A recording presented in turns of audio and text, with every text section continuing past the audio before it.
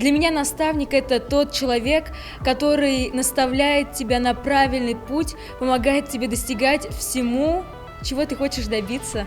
Наставник – это тот человек, которому можно доверять. Тот, который дружит с собой в первую очередь. Но я чувствую свою ответственность, потому что я и тренером работал уже до этого, с маленькими детьми совсем. И в школе тоже успел там поработать чуть-чуть. Вот, так что ответственность я, да, чувствую. Наставник – это тот человек, на которого ты хочешь быть похожим, на которого ты равняешься, который пример для тебя во всем.